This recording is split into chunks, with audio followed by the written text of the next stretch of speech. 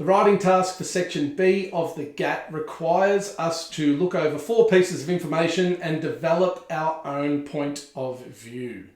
This particular task has been around for a really long time. If you look at the old GATs pre-2022, before they made the big change into section A and section B, there is a whole raft of them you can look at that were called writing task 2. I can't really see the point of doing that because you've got heaps of information when it changed recently in 2022 and looks like this, where we have 4 different pieces of information that are coming across to us, some written, some visual, some a mixture of both. If you take a look at the 2022 and 2023 GATs, which you can find very easily, all the information that I've included here from those GATs are just screenshots from the readily available previous GATs, which are available to you as well. You will see that it follows a common type of process in the way that it puts the information forward. Where it's important for you to do a really good job of this is to think about the strategy that you're going to use. Now, I did a video on this in 2024 using the 2022 material. I'm doing this video in 2025, just moving ahead 1 year so that I can show you different ways of doing the same task. You might want to look at that video to really round out your understanding, but I'm going to dive in pretty quickly and show you how I'm meeting these criteria here. The criteria, as we said before, you've got to come up with a clear point of view. So that's the first thing. Make sure that you're actually saying something. You can't just be floating in the wind. You'll be judged on the ideas that you come across. So this is where the level of thought that you can put in will help you climb the ladder, so to speak, in terms of your achievement with this task. Are you thinking outside of yourself? Are you showing deeper thinking about the world around you? Are you engaging with deeper ideas, or are you just saying really basic stuff? You've got to be able to organize and present your material really clearly. So of course your writing needs to be fluent, there needs to be cohesion between the sentences, and in terms of organization, you need to show that you can put your thoughts down in a really coherent manner. It can't just be a slab of text where you just rant on about whatever you were saying. There's no suggested structure in terms of, oh, it should have this many paragraphs. It is more about you being able to say, look, in the half hour that I was given, I've got a balanced, well-structured piece that moves through multiple ideas and ultimately expresses some really interesting ideas that help me show my point of view. Let's take a look at what it looked like in 2023. And the first piece of information, today everyone is expected to be good at something.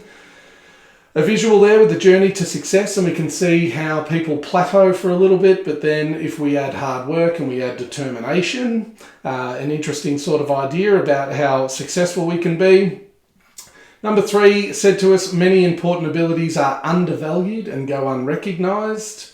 And finally, we have the Scrabble board with imagination, individuality, inspiration, and talent running through it. Now, you don't have to have the answer to any of this visual material and saying, oh, what they were saying there was exactly this. It's there to inspire ideas within you. For example, with the piece of material there, number 4, for me, the idea that talent runs through all of them is saying that talent is important and that it plays a role with all of the others. Or you could be saying that the others are what's important and that talent isn't everything, that you have to have all these other things going on with it as well.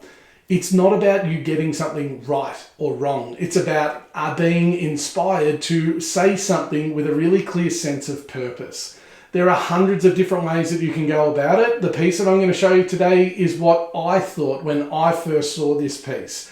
You'll see that it touches on most of the material, but it is really clear in just having a really clear sense of purpose with what it wants to say exactly. Whenever I'm asked about the future and what I want to be, I freeze up inside. I've gotten quite good at giving people an answer that I think they want to hear. I say things like, I'm leaving all options open and I'm sure it'll work out. But the truth is that I feel like I don't have any clear passion for any one thing, and that my talents are evenly spread across such a wide range of interests that there's nothing for me to really focus on and make a career out of. So a really clear opening statement there in that it has created a connection to the reader. This is a person who is speaking in the first person, saying, this is who I am and this is how I feel. Okay, that they are expressing their feelings about this. We can see that it's moving towards this idea of talent and so on, but this first paragraph has just created that rapport and saying, this is how I'm going to express this idea because this is something that I'm currently going through. I don't blame anyone for this. My parents provided experiences and opportunities for me all through my childhood. I was also lucky enough to attend school that sent us on all sorts of camps and excursions. If I was to blame anyone, I'd blame myself.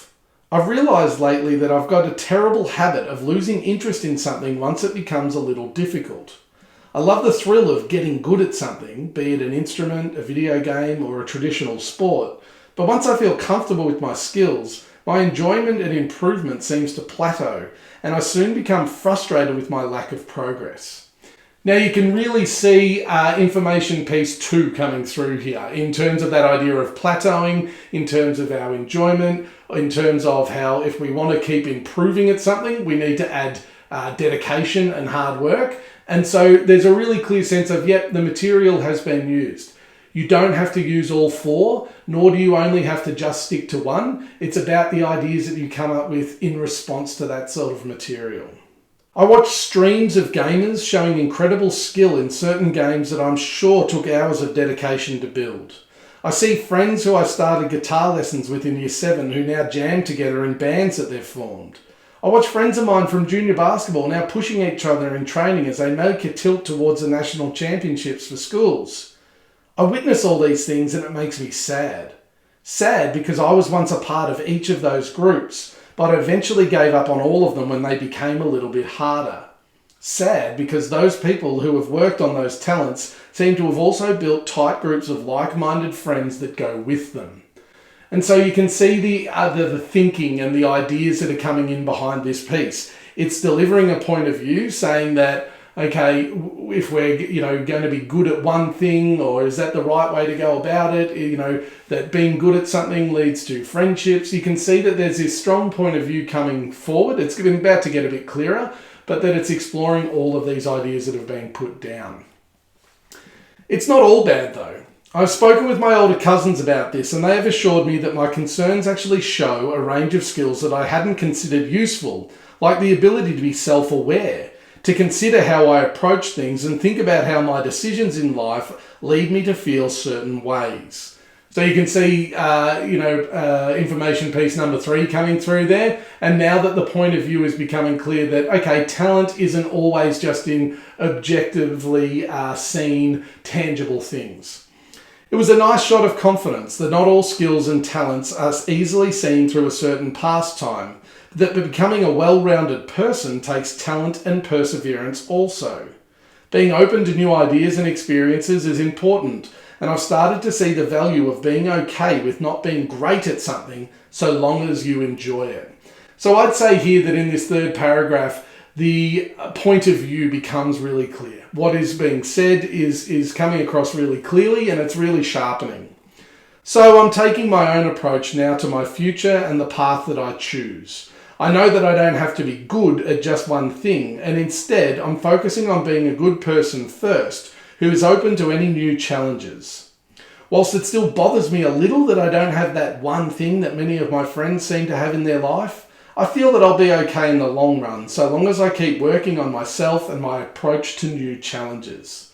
Whilst I may not be great at any particular skill, I am great at being me, and that seems like a pretty good thing.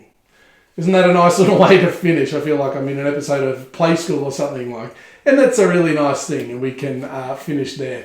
But really balanced view in terms of, okay, it explores these views, and then by the end is saying, and I think that's a good thing. It's a way of not just finishing with a bit of a voice of the person, but also with that way of saying, yeah, this is what I've arrived at. These are the ideas. Take a look at the other material from Section B over the years and the videos that we've produced for that, and make sure that you ask any questions in comments or anything like that, or to your teachers or to me. I'd be more than happy to help out. All the best for your GAT performance.